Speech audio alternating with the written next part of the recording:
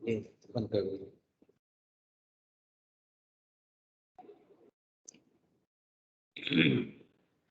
بسم اللہ الرحمن الرحیم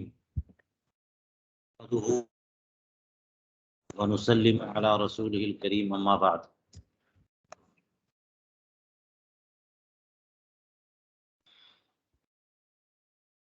الاشباہ والنظائر کے فن اول کے نوع اول کا آخری قاعدہ جو چھٹا قاعدہ ہے کہ عادت محکم ہوتی ہے اور عرف و عادت کا اعتبار ہوتا ہے، اس کا آخری درس چل رہا ہے اور اس میں تنبیہ کے عنوان سے مصنف نے ایک بات پیش کی کہ عرف اور عادت معتبر ہے تو کون سا عرف، عرف عام یا عرف خاص؟ تو فرمایا کہ معتبر تو عرف عام ہے، عرف خاص معتبر نہیں ہے، لیکن اس کا خلاصہ یہ ہے کہ حکم عام کے لیے عرف عام چاہیے اور عرف خاص سے حکم عام نہیں دیا جا سکتا، ہاں حکم خاص دیا جا سکتا ہے۔ اس لیے کسی عرف خاص کی بنیاد پر کوئی حکم نہ بدلے گا اور نہ کوئی حکم عام دیا جائے گا۔ اس کی بہت ساری مثالیں گزری۔ آج دیکھیے فرماتے ہیں کہ والحاصل،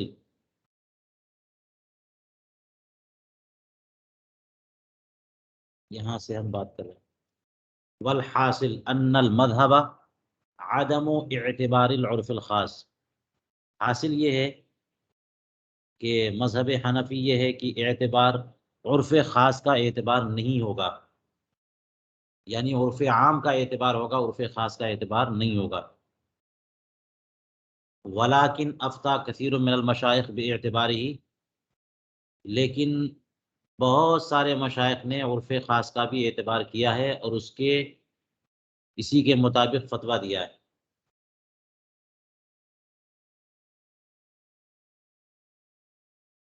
یہاں میں ایک بات پیش کرنا چاہتا ہوں کہ جو انہوں نے کہہ دیا کہ عرف خاص کا اعتبار نہیں ہے،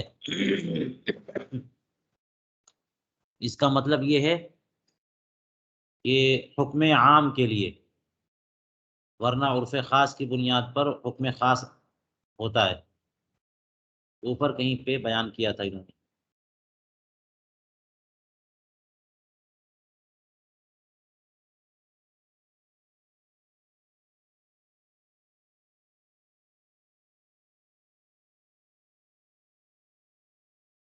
یہ دیکھیے کل کے درس میں الحکم العام لا یثبت بالعرف الخاص، یہ عرف خاص سے حکم عام ثابت نہیں ہوتا ہے، لیکن پھر عرف خاص سے ثابت ہوتا کیا؟ وقیل یثبت، تو یہ قول ضعیف ہو گیا۔ تو اس میں یہ بات ذہن میں رکھیں کہ عرف خاص سے حکم خاص ثابت ہوتا ہے، اور اس کی مثال علامہ شامی نے شرح العقود وغیرہ میں اور دیگر لوگوں نے دی ہیں کہ جیسے نذور و ایمان میں کیا ہوتا ہے، جس علاقے کا عرف ہوگا وہاں پر جو ہے وہ حکم نافذ ہوگا۔ آپ نے مثال پڑھی کہیں پر کہ کسی شہر میں چند کرنسی چلتی ہو، تو جس کرنسی کا زیادہ رواج ہو، اگر بندہ کوئی خرید و فروخت کرے گا تو اور ظاہر نہیں کیا کہ کون سی کرنسی میں خرید و فروخت کر رہا ہے، تو جو غالب کرنسی ہوگی، غالب نقد بلد، اسی پر بیع نافذ ہوگی۔ یہ کیا ہے؟ یہ عرف خاصی کا تو اعتبار ہے کہ اس خاص شہر میں جو نقد غالب ہے، بندے نے بیع میں نقد کی تعین نہیں کی تو نقد غالب پر وہ بیع نافذ ہوگی۔ عرف خاص سے حکم خاص ثابت ہوا کہ نہیں ہوا؟ تو عرف خاص بالکل معتبر نہ ہو اور کل عدم قرار پایا، ایسی بات نہیں ہے۔ اس لیے یہاں پر جو بات کی ہے انہوں نے، اس سے یہی سمجھیے، یہ جو آج کا درس ہے کہ مذہب یہ ہے کہ عرف خاص کا اعتبار نہیں ہے، یعنی حکم عام میں۔ میں یہاں پر کوشش کرتا ہوں کہ آپ کو اس سلسلے میں علامہ شامی کی بحث دکھاؤں جو شرح العقود میں انہوں نے کی ہے، اور آپ کو شرح العقود پڑھنا ہے انشاءاللہ جلدی۔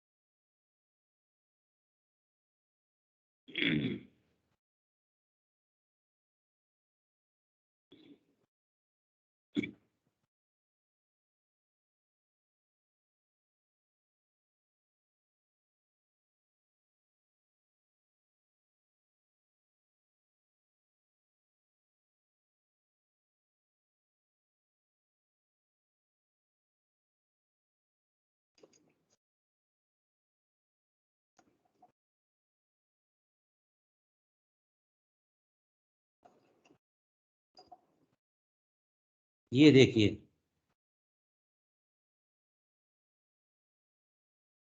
آپ کو اسکرین نظر آ رہی ہے؟ جی حضور، جی آ رہی ہے۔ یہ شرح العقود کے آخری میں باقاعدہ اسی پر بحث ہے، اور وہ آپ پڑھیں گے انشاءاللہ۔ انشاءاللہ۔ اقسام العرف وما يتعلق بها، یہاں پہ عرف کی دو قسمیں کی ہیں، عام اور خاص۔ یہاں دیکھیے صاف کہہ رہے ہیں فالعام یثبت به الحکم العام ویصلح مخصصا للقیاس والاثر بخلاف الخاص فانه يثبت به الحکم الخاص۔ ہو گئی نا بات یہاں پہ کہ عرف خاص سے حکم خاص ثابت ہوتا ہے، اور عرف عام سے حکم عام۔ لیکن ایک فرق کیا ہے، فرماتے ہیں ویصلح مخصصا للقیاس والاثر، عرف عام جو ہے قیاس اور اثر کا مخصص ہے، یعنی جو مسئلہ قیاس سے ثابت ہو اس میں تخصیص کر دے گا، اور اثر سے مراد حدیث پاک، نص شرعی۔ نص شرعی کو بدل نہیں سکتے نا عرف عام سے، لیکن نص شرعی میں تخصیص ہو سکتی ہے۔ یہ کیا مطلب ہے، آپ دیکھ لیجئے کہ قفیز طحان والی بات کل آئی تھی نا، تو قفیز طحان کے عدم جواز کا جو مسئلہ ہے وہ منصوص شرعی ہے، حضور کریم علیہ الصلوۃ والسلام نے اس سے منع کیا ہے۔ تو کوئی عرف عام بنا لے جائے قفیز طحان والے مسئلے میں تو ترک نص لازم آئے گا نا، کہ آپ نے حدیث و حضور کے حکم کے خلاف عرف عام بنا لیا، تو ایسے عرف عام کا کوئی اعتبار نہیں ہے۔ لیکن اس میں تخصیص ہو سکتی ہے، اور تخصیص کی مثال وہ بنکر والا مسئلہ کہ کپڑا سوٹ دیا کپڑا بننے والے کو کہ اس کو بن دو اور 1/3 تمہارا، تو بعض لوگوں نے جواز کا قول کیا نا وہاں پہ، حالانکہ وہ قفیز طحان کے ہی زیر اثر ہے۔ تو اس کا مطلب یہ ہوا کہ اثر میں تخصیص ہو سکتی ہے، قیاس میں تخصیص ہو سکتی ہے، اثر کو کینسل نہیں کر سکتے۔ جیسے اس کی مثال انہوں نے دی کہ رسول کریم علیہ الصلوۃ والسلام نے ایسی چیز کو بیچنے سے منع کیا جو بندے کے پاس نہ ہو، جو بندے کے پاس نہ ہو اس کو بیچنے سے منع کیا، تو یہ منصوص مسئلہ ہو گیا۔ لیکن اس میں تخصیص ہو گئی عرف عام کی وجہ سے استثناء کی۔ جو آرڈر پہ جوتے تیار کروائے جاتے ہیں، آرڈر پہ کھانے تیار کروائے جاتے ہیں، یعنی جس پہ عرف ہے، ہر چیز کا استثناء جائز نہیں ہے، جس پر عرف ہے اس کا استثناء بنوانا جائز ہے۔ استثناء میں کیا ہوتا ہے کہ ایسی چیز آپ خرید رہے ہوتے ہیں جو ابھی بیچنے والے کے پاس نہیں ہے، وہ تیار کرے گا دے گا، تو جوتوں کا استثناء کا ذکر آتا ہے اس میں، جائز ہے۔ حالانکہ عام بات دیکھیے گا تو حضور کریم علیہ السلام نے ایسی چیز کے بیچنے سے منع کیا جو اب بائع کے پاس نہیں ہے ابھی، تو عرف عام نے حدیث پاک کی تخصیص کر دی نا، تو تخصیص کر دی کہ ہر ایسی چیز جو بائع کے پاس نہ ہو اس کو بیچنا جائز نہیں ہے سوائے استثناء والی صورت کے، یہ ہو گئی تخصیص۔ تو عرف عام حدیث پاک میں تخصیص کر سکتا ہے، قیاس میں تخصیص کر سکتا ہے، برخلاف عرف خاص کے۔ فَإِنَّهُ يَثْبُتُ بِالْحُكْمِ الْخَاصِ مَا لَمْ يُخَالِفِ الْقِيَاسَ أَوِ الْأَثَرِ، اس سے حکم خاص ثابت ہوگا جب کہ قیاس کے خلاف نہ ہو اور نہ ہی اثر کے خلاف ہو۔ فَإِنَّهُ لَا يَصْلُحُ مُخَصِّصًا، اس لیے کہ حکم خاص نہیں، عرف خاص مخصص نہیں بن سکتا، نہ قیاس کا اور نہ اثر کا۔ تو یہاں ایک خاص بات یاد رکھنا ہے کہ عرف خاص جو ہے وہ نص مذہبی کا مخصص بن سکتا ہے، یہ اسی کی عبارت سے کہیں پر یہ بات ثابت ہے۔ اچھا یہی مسئلہ جو ہے نا انہوں نے مثال میں پیش کیا، لو دفع الی حائق غزلا لینسجو بثلث، تفویض تحان والی بات سب پیش کی انہوں نے، استثناء والی میں نے خلاصہ بتا دیا آپ کو، یہ ساری بات حاصل ان العرف العام لا يعتبر اذا لزم منه ترك المنصوص۔ یہ وہی بات یہاں بھی کی کہ حاصل یہ ہے عرف عام کا اعتبار نہیں ہے جب ترک منصوص کا ترک لازم آئے، ہاں تخصیص ہو سکتی ہے، لیکن کہتے ہیں والعرف الخاص لا يعتبر فی الموضعین، دونوں جگہ نہیں، نہ تو ترک نص اور نہ تخصیص نص۔ یہاں پہ دیکھیے گا بہت توجہ سے، وَإِنَّمَا يُعْتَبَرُ فِي حَقِّ أَهْلِهِ فقط، آپ حضرات دیکھ رہے ہیں یہ جی حضور، جی حضور، ہو گئی نا بات کہ عرف خاص کا اعتبار ہے،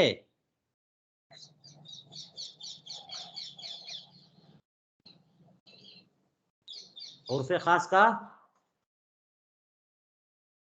اعتبار ہے، کہاں پر ہے؟ فی حق اہلی، جہاں عرف ہے بس وہیں پہ فقط، حق اہلی، عرف خاص کے جو جنہوں نے عرف بنایا ہے بس وہیں پہ، اذا لم یلزم منہ ترک النص، جبکہ ترک نص لازم نہ آئے، ولا تخصیص، یہاں پہ ترک نہ تو ترک نص نہ تخصیص نص، کوئی درست نہیں۔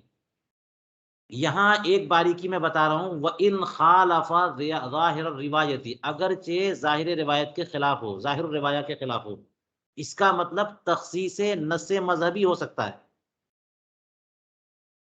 جب آپ نص بولتے ہیں، جب فقہاء کرام نص بولتے ہیں یا منصوص مسئلہ بولتے ہیں تو منصوص کا دو مطلب ہوتا ہے، ایک تو منصوص کا مطلب ہوتا ہے کہ شارع نے تنصیص کی ہے، یعنی وہ مسئلہ قرآن پاک میں ہے یا حدیث پاک میں ہے، وہ بڑی بڑی اعلیٰ چیز ہوتی ہے۔ اور ایک منصوص مسئلہ کا مطلب یہ ہوتا ہے کہ ظاہر الروایہ میں صاف لکھا ہے، متون میں صاف لکھا ہے، امام اعظم نے تنصیص کی ہے، اس کو نص مذہبی کہتے ہیں، ٹھیک ہے؟ تو اس لیے اوپر جو عرف عام کے بارے میں ہے کہ تخصیص نص کی تخصیص نص کی تخصیص ہو سکتی ہے، اس سے مراد نص شارع، اور عرف خاص سے نص کی تخصیص نہیں ہو سکتی، وہی نص شارع، لیکن میں نے بتایا کہ نص مذہبی کی تخصیص ہو سکتی ہے، یعنی یہ بات یہی ثابت ہوگی وَإِنْ خَالَفَ ظَاهِرَ الرِّوَایَةِ، یعنی جو مسئلہ ظاہر الروایہ میں لکھا ہے وہ اگر عرف خاص اس کے خلاف ہے تو ان خاص لوگوں کے حق میں وہ عرف معتبر ہوگا۔ اس کی مثال کیا بنے گی؟ اس کی مثال وہی نذور اور ایمان والی مثال، کہ جہاں جو ابھی میں نے ایک مثال آپ کو دی ہے، عرف خاص حکم خاص کے لیے معتبر ہے۔ مثال میں نے کیا دی کہ کسی خاص شہر میں بہت ساری کرنسی چل رہی ہو اور ایک کرنسی غالب ہو مطلق بے کی تو اسی پر محمول ہوگی، یہ اس کی مثال ہے۔ چلیے اب واپس،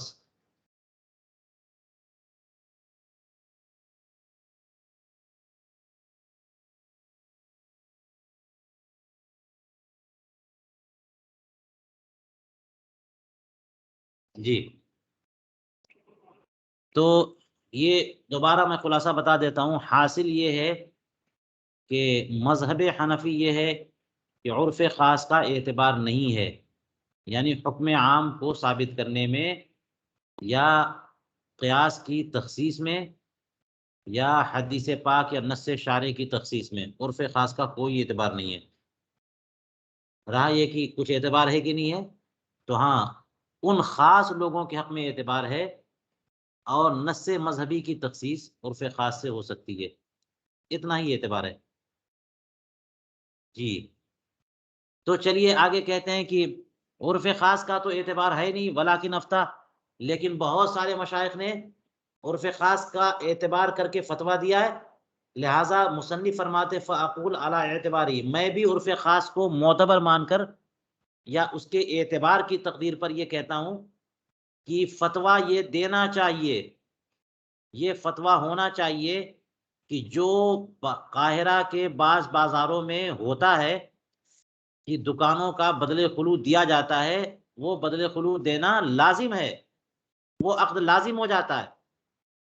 وَيَصِيرُ الْخُلُوُّ فِي الْحَانُوتِ حَقًّا لَهُ، اور خلوع یعنی خالی کرنا دکان کے معاملے میں یہ اس بندے کا حق ہو جاتا ہے، یعنی جس نے بدل خلوع دیا ہے، کہ اصل میں یہ تو حق ہے دکان کے مالک کا کہ وہ دکان آپ کو کرائے پہ دے اور یا آپ سے خالی کرائے، یہ اس کا حق ہے۔ لیکن جب کرایہ دار نے بدل خلوع دے دیا، فگڑی دے دیا، تو اب یہ اس کا حق ہو گیا، وہ چاہے گا تو خالی کرے گا، چاہے گا تو خالی نہیں کرے گا، یعنی کرایہ دار اب دکان کا مالک خالی نہیں کرا سکتا، اور وہ کرایہ دار جب اب خلوع کا مالک ہو گیا تو وہ اب چاہے آگے بیچے کسی کو، کیونکہ اب یہ اس کا حق ہو گیا۔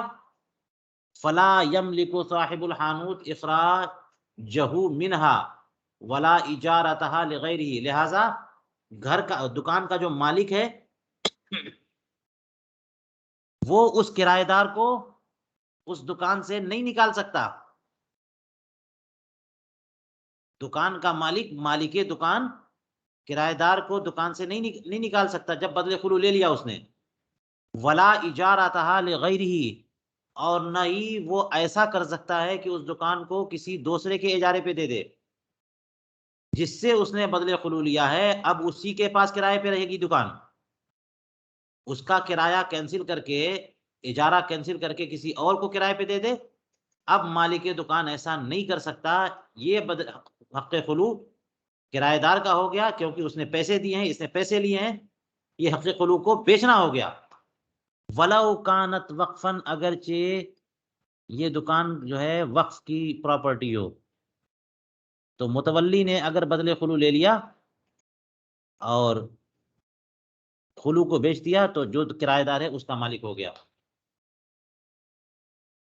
وقد وقع فی حوانیت الجمل، یہ دیکھیے اب تائید کے لیے انہوں نے چند اور باتیں پیش کی ہیں، اور میں نے آپ کو کل بتا دیا تھا کہ یہ جو علامہ زین ابن نجیم علیہ رحمت و رضوان جو فرما رہے ہیں، اس پر فتویٰ نہیں ہے، یہ مذہب کے مطابق نہیں ہے، یہ رشوت ہے، یہ غلط ہے، اس پر فتویٰ انہوں نے کہا دینا چاہیے، باقی سب لوگ کہتے ہیں نہیں دینا چاہیے۔ ابھی ہم بات کرتے ہیں، تو اس کی تائید میں انہوں نے اور کیا بات کہی، فرماتے وقد وقع فی حوانیت الجملون بالغوریہ ان سلطان الغوری لما بناها اسکنها للتجار بالخلوع وجعل لكل حانوت قدرا اخذه منهم وكتب ذلك بمکتوب الوقف۔ فرما رہے ہیں یہ چیز جو ہے نا ایک تائید کے طور پر یا استشہاد کے طور پر پیش کر رہے ہیں۔ جملون جو ہے کوئی خطہ ہے مصر کا، اور غوریہ وہاں پر کوئی وقف پراپرٹی ہوگی جسے سلطان غوری نے جو ہے نا وقف کیا ہو۔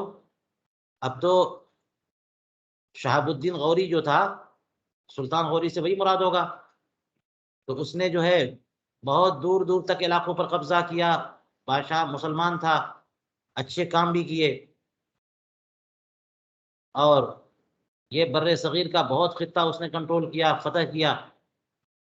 تو سلطان غوری نے وہاں پر جملون میں جو علاقہ، جو شہر یا جو خطہ، جو گاؤں بسایا ہوگا، یہ میں اندازے سے کہہ رہا ہوں، بالغوریہ.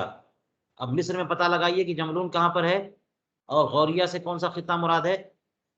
تو یہ لوگ کوئی علاقہ بساتے تھے اور وہ علاقہ انہی کے نام سے منسوب ہو جاتا تھا. تو غوریہ کے مقام پر انہوں نے جو دکانیں بنائی تھیں اس کے معاملے میں ایسے ہی ہوا. سلطان غوری نے ایسا ہی کیا. لما بناہا اسکنہا للتجار بالخلو، جب انہوں نے دکانیں بنوائی وہاں پہ تو تاجروں کو اس میں سکونت دے دی، تاجروں کو وہ دکانیں دے دی بالخلو، خلو کے ساتھ کہ لو یہ تمہاری دکان یعنی کرائے پہ ہے اور ہم خالی بھی نہیں کروائیں گے. وَجَعَلَ لِكُلِّ حَانُوتٍ قَدْرًا، اور ہر دکان کے بدلے ایک مقدار یعنی نقد پیسے انہوں نے رکھ دیا. اخذہ منہم، جو ان سے لیا کہ ہر دکان کے بدلے خلو جو ہے یہ اتنے دراہیم ہوں گے تمہیں دینے ہوں گے، تو خلو جو ہے خلو بھی بیچتا ہوں میں تم کو. یہ دکان کرائے پہ دیا ہم نے اور خلو تمہارے حوالے کیا، ہر دکان کا بدلے خلو اتنی مقدار کی رقم ہوگی. یہ سلطان غوری نے کیا. وَكَتَبَ ذَلِكَ بِمَكْتُوبِ الْوَقْفِ، اور یہ بات وقت کی دستاویز میں لکھ دیا کہ یہ دکانیں جو ہیں سب کے سب کرایہ داروں کو کرائے پہ دی گئیں اور خلو بھی کا حق بھی ان کو دے دیا گیا، لہٰذا آئندہ کوئی نیا ناظر یا متولی آئے تو ان سے خالی نہ کرائے، کیونکہ انہوں نے خلو کے بدلے میں اتنی رقم دے دی ہے. وہی پگڑی والی بات ہو گئی. تو بادشاہ سلطان شہاب الدین غوری نے ایسا کیا ہے اور یہ ایسی جاری ہے، لہذا جہاں پر اس کا عرف ہو چکا ہو تو یہاں پر بدلے خلو دینا درست ہے، اور جو بدلے خلو دے گا اس کے خلو کا وہ مالک ہو جائے گا اور یہ اس کا حق ہو جائے گا، اور اصل مالک جو ہے وہ دکان خالی نہیں کرا سکتا اور پھر یہ بندہ جسے چاہے بیچ سکتا ہے. یہ ساری باتیں کہتے جا رہے ہیں اور ان کو انہوں نے یہ کہا کہ فَأَقُولَ عَلَىٰ اعْتِبَارِهِ يَنبَغِي أَن يُفْتَىٰ. اب میں اس پر تبصرہ کرتا ہوں. علامہ حموی، علامہ شامی اور دیگر تمام ائمہ کرام کے حوالے سے اب دیکھ لیجئے علامہ شامی نے کیا کہا.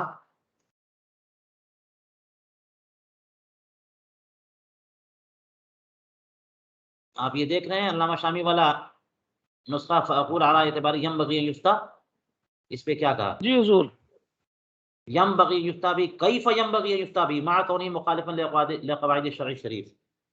بات ہو گئی نا کہ کیسے اس کے جواز پہ فتویٰ دیا جا سکتا ہے حالانکہ شرع شریف کے قواعد کے خلاف ہے.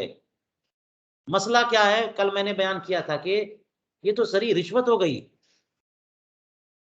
جو حق ہے مالک کا، اس مالک کو اس حق سے محروم کرنے کے لیے پیسے دیے جا رہے ہیں.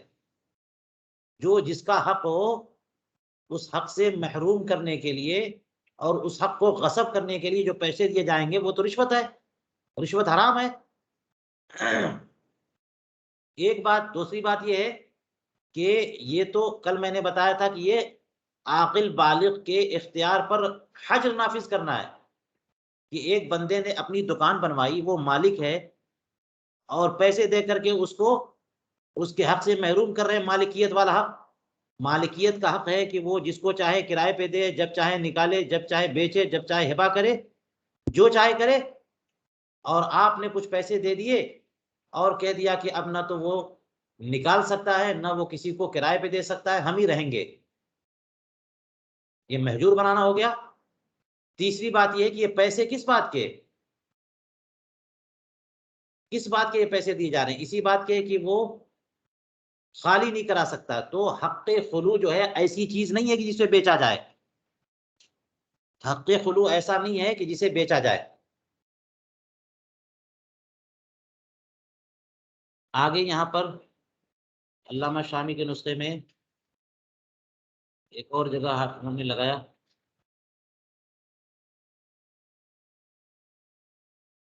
مگر یہ دوسرا مسئلہ، اس پہ ہم بات کریں گے. یہاں بڑا مفصل کلام کیا ہے علامہ سید حموی نے.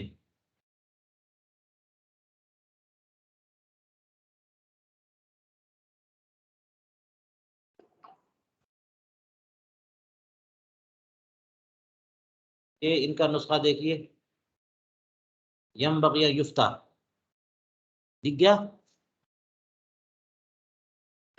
جی حضور. اس پہ علامہ حموی نے بہت تفصیلی کلام کیا ہے، دیکھ لیے کتنا زبردست حاشیہ ان کا. انہوں نے کہا مما لا ینبغی، یہ نہیں فتویٰ دینا چاہیے. فإنه لا مماثلة بين ما اعتبر من المسائل المبنية على عرف الخاص وبين الخلو.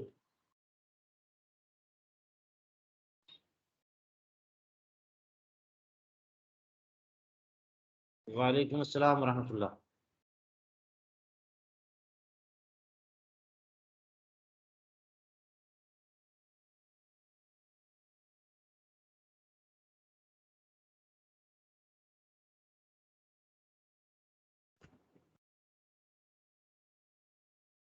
اب دیکھ لیجئے انہوں نے کیا کہا، وبين الخلو لأن اعتبار العرف الخاص على ما قيل به في جميع تلك المسائل ضررها التزم به فاعلا مختار لنفسه ومختصر في استيفاء شرط يمنعه. اما الوقف فناظر لا يملك اطلاقه، وقف کے معاملے میں بھی انہوں نے شامل کر لیا، حالانکہ ناظر یعنی متولی جو ہوتا ہے وہ وقف کی پراپرٹی کو ہلاک نہیں کر سکتا. اقول ولا الوقف هذا هو والفرق الجلی قد ثبت ان المذهب عدم اعتبار العرف الخاص فكيف يقول، دیکھیے غور سے، لا يمكن صاحب لا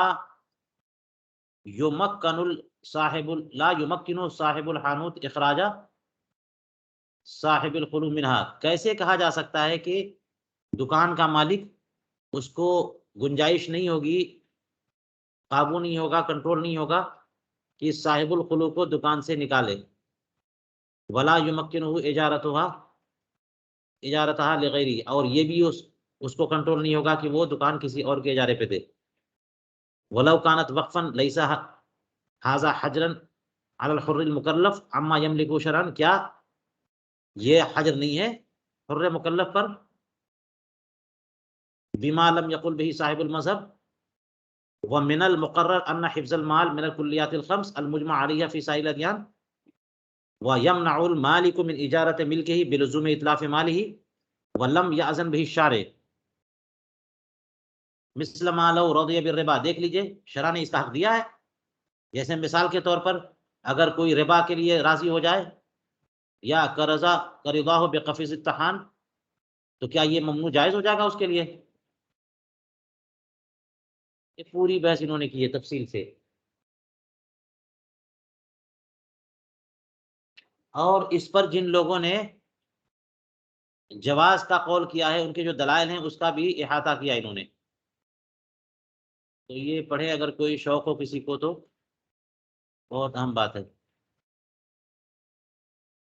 یہاں پر ایک بات کہوں کہ اعلیٰ حضرت نے اس سلسلے میں ایک رسالہ لکھا ہے اور علامہ سید حموی کی جو بحث ہے اس کا بھی حوالہ دیا اور فرمایا کہ یہ کسی مالکی فقیہ کا قول ہے. اس کو لے کر کے ان لوگوں نے کچھ لوگوں نے جو ہے وہ بدلے خلو یعنی پگڑی کے جواز کا قول کر دیا، حالانکہ مذہب کے خلاف ہے. اس لیے کتنی تفصیلی بحث کی انہوں نے. دوسرا مسئلہ تو بدلے خلو کے معاملے میں آپ دیکھیے ایک رسالہ میں نام بتاتا ہوں، یہ فتاوی رضویہ جو مجلد یعنی مترجم ہے 16واں حصہ، اس میں ایک رسالہ اعلیٰ حضرت کا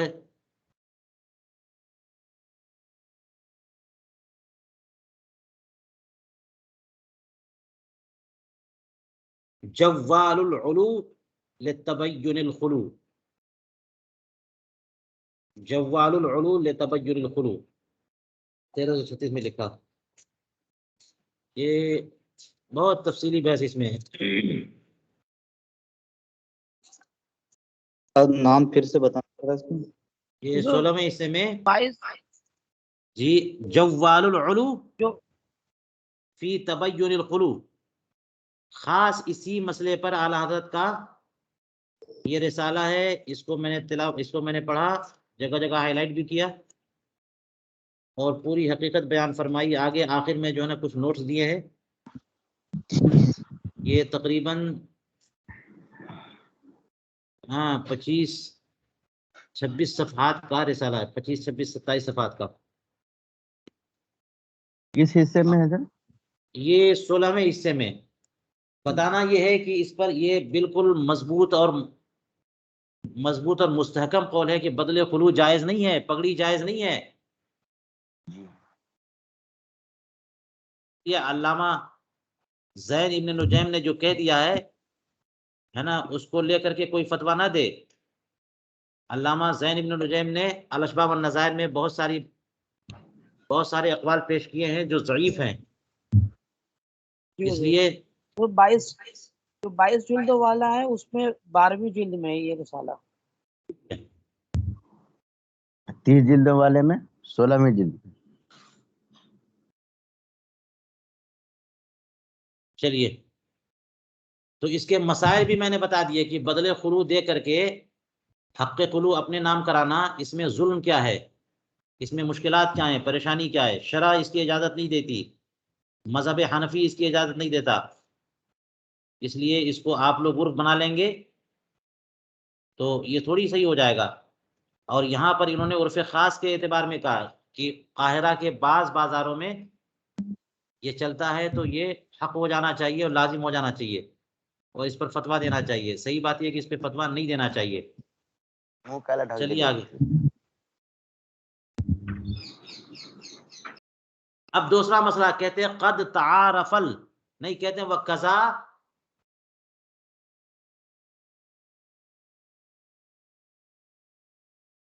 وقضا اقول علی اعتبار العرف الخاص. عرف خاص کو معتبر مان کر ہی میں یہ بھی کہتا ہوں، یعنی مصنف فرما رہے قد تعارف الفقہاء بالقاہرہ النزول عن الوظائف بمال يعطى لصاحبها وتعارفوا ذلك فينبغي الجواز.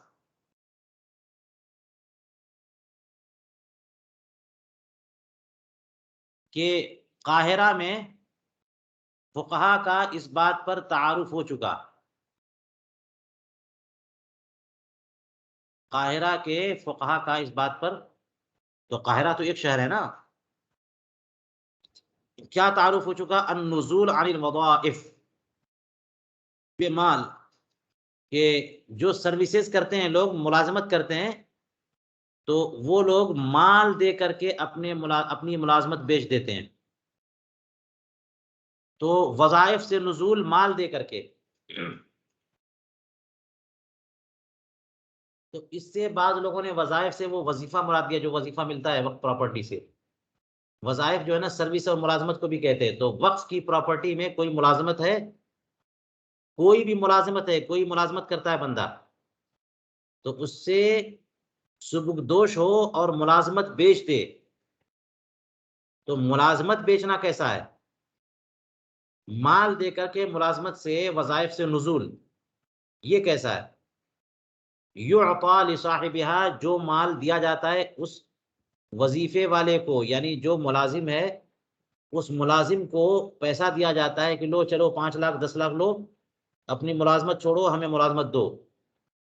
تو وہ اتنا پیسہ لے کر کے ملازمت چھوڑ دیتا ہے اور پھر ان صاحب کو ملازمت مل جاتی ہے. وتعارف ذالک، اس پر لوگوں کا تعارف ہو چکا، عرف بن چکا. فینبغی الجواز، لہذا اسے بھی جائز ہونا چاہیے. مصنف کہہ رہے ہیں کہ نزول عن الوظائف بمال پر قاہرہ میں عرف جاری ہو چکا، لہذا یہ بھی جائز ہونا چاہیے. وَإِنَّهُ لَوْ نَزَلَ لَهُ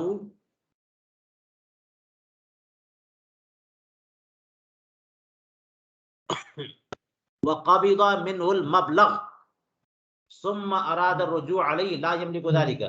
یعنی یہ بھی لازم ہو جائے گا کہ اگر زید مثال کے طور پر بکر کے لیے نازل ہوا، یعنی اپنی ملازمت اس نے چھوڑی اور طے کیا تھا کہ اس ملازمت کو میں 1 لاکھ روپے میں چھوڑ رہا ہوں، چلو تم ہو جاؤ. اور وہ مبلغ جو ہے، وہ رقم جس نے ملازمت چھوڑی اس نے قبضہ کر لیا کہ اتنے پیسے دو گے تو میں ملازمت سے سبکدوش ہو جاؤں گا، تم ہو جاؤ، اور اتنے پیسے اس نے اس سے لے لیے، پھر وہ رجوع چاہتا ہے کہ نہیں نہیں مجھے یہ پیسے واپس لو اور مجھے اپنی ملازمت واپس چاہیے، تو لا یملک ذالک واپس نہیں لے سکتا۔ جب ملازمت بیچ دی اس کے بعد اس پہ رجوع چاہے تو رجوع نہیں کر سکتا۔ ولا حول ولا قوت الا باللہ العلی العظیم۔ تو اس کا مطلب کیا ہوا کہ قاہرہ میں اس کا عرف جاری ہے تو اس لیے یہ بھی جائز ہونا چاہیے، لیکن فقہا فرماتے کہ نہیں یہ جائز نہیں ہے، یہ بھی جائز نہیں ہے۔ ملازمت کو مال دے کر کے بیچنا یہ بھی جائز نہیں ہے۔ چلیے اس میں بھی دیکھتے ہیں۔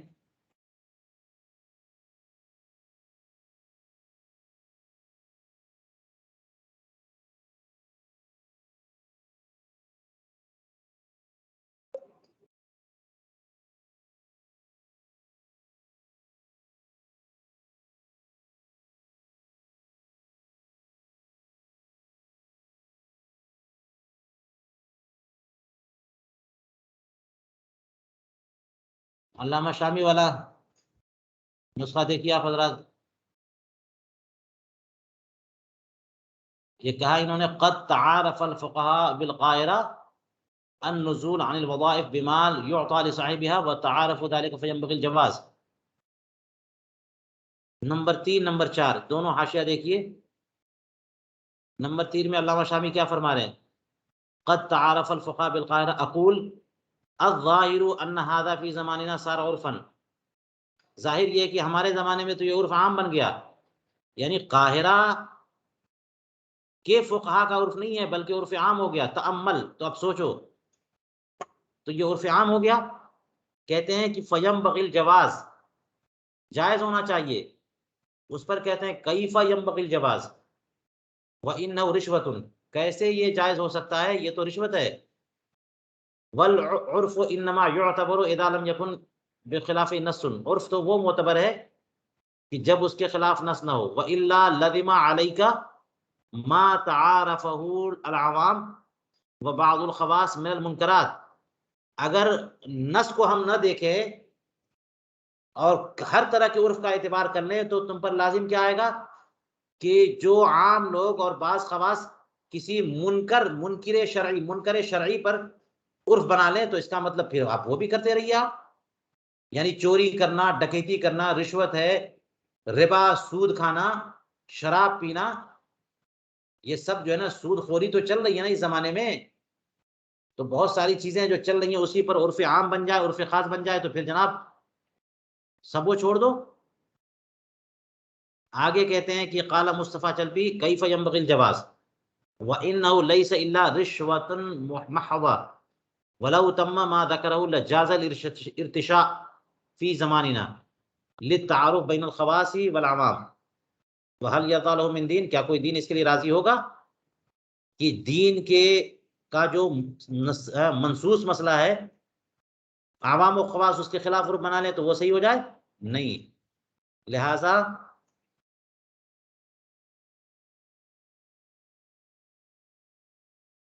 یہ بھی درست نہیں ہے۔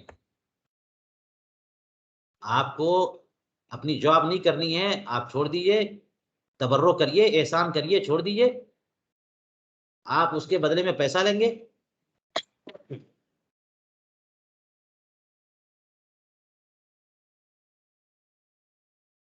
یہ حموی میں دیکھیے انہوں نے کیا کلام کیا ہے۔ فینبغی الجواز، یہ نزول عن الوظائف بمال والا مسئلہ کہ پیسہ دے کر کے اپنا وظیفہ چھوڑنا یہ رشوت ہے، جائز ہونا چاہیے، اس پہ کیا کہہ رہے ہیں؟ قیل علیہ کیف ینبغی الجواز فانه ليس له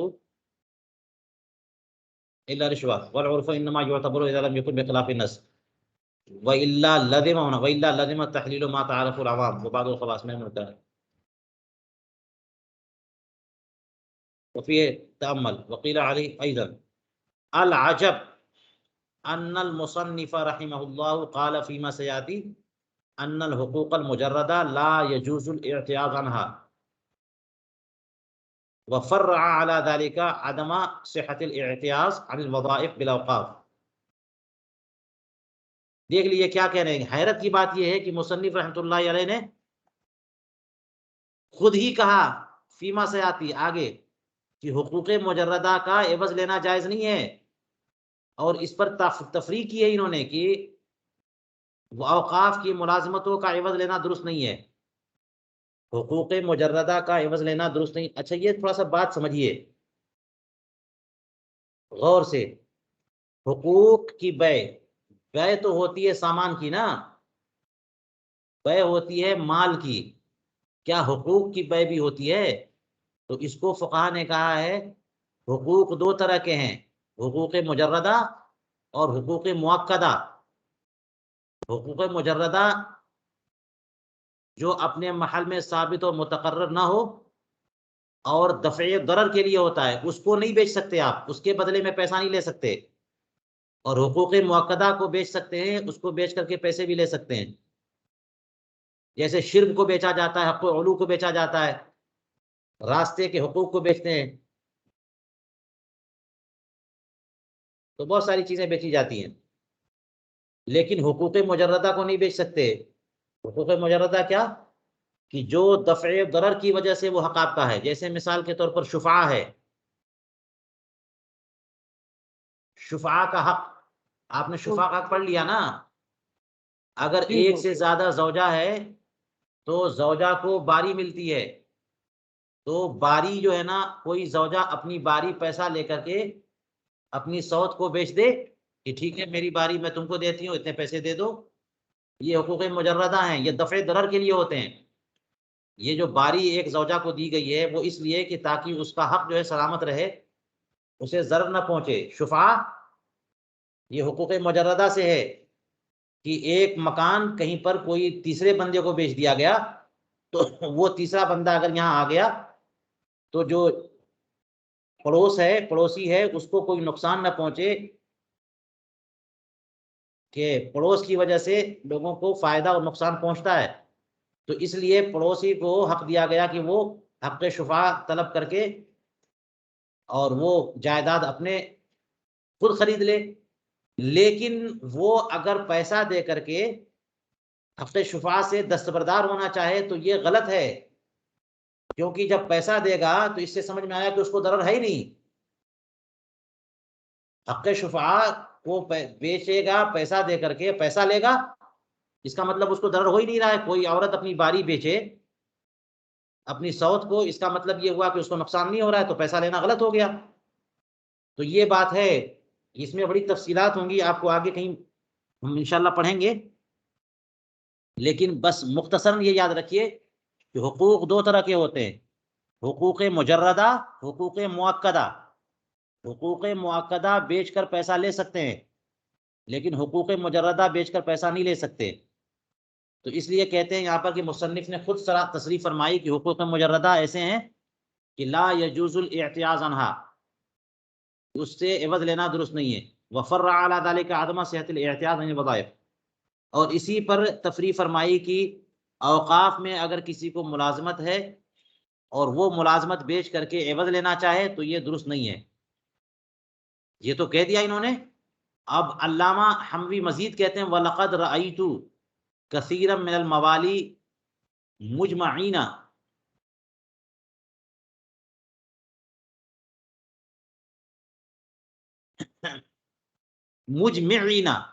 على جواز النزول عن الوظائف بقول المصنف في هذا المقام. اور میں نے بہت سارے موالی کو دیکھا ہے کہ وہ لوگ ان لوگ کا اتفاق ہو گیا ہے، وہ اتفاق کرے بیٹھے ہیں کس بات پہ کہ وظائف سے نزول پیسہ لے کر کے جائز ہے.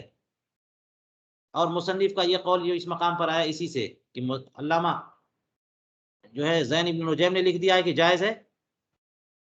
وَأَنْتَ خَبِيرٌ بِأَنَّ الْمُصَنِّفَ فِي أَمْثَالِ هَذِهِ الْمَوَاضِعِ غَيْرُ مُثْبِتٍ فَلَا مُعْتَبِرَ بِقَوْلِهِ. تم جانتے ہو کہ مصنف یہاں پر ایک بحث کر رہے ہوتے ہیں، وہ ثابت تھوڑی کر رہے ہوتے ہیں، تو ان کے قول کا اعتبار نہیں ہے. اس کو آگے بھی مطالعہ کریں تو اندازہ ہوگا کہ اس میں کیا کیا تحقیقات ہیں۔ چلیے السلام علیکم حضور، سوال ہے۔ وعلیکم السلام، سوال کریے گا، میں مکمل کر لوں۔ جی حضور۔ ہاں چلی گئی وہ کتاب۔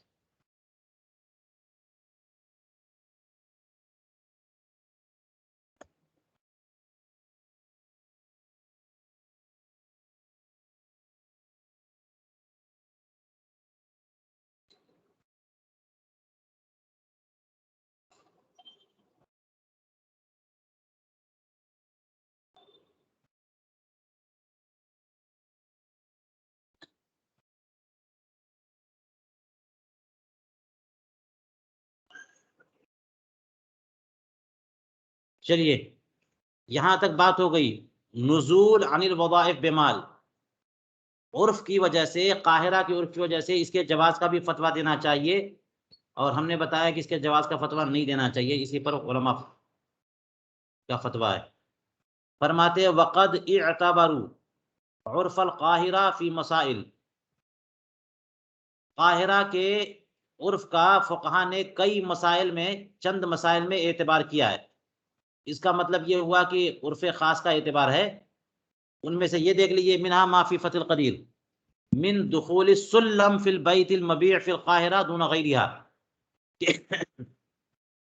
قاہرہ میں اگر کوئی گھر بیچا گیا تو سیڑھی بھی بے میں داخل ہوگی، دون غیرہا قاہرہ کے علاوہ میں نہیں، لأن بیوتہم طبقات لا ينتفع بها الا به، کیونکہ قاہرہ کے گھر جو ہوتے ہیں وہ منزلوں میں ہوتے ہیں، اسٹوریز ہوتی ہیں، اس کی کئی طبقات ہوتے ہیں، اوپر پھر نیچے پھر اوپر پھر اوپر، کئی منزل کے مکانات ہوتے ہیں، تو بغیر سیڑھی کے اوپر بندہ چڑھے گا کیسے؟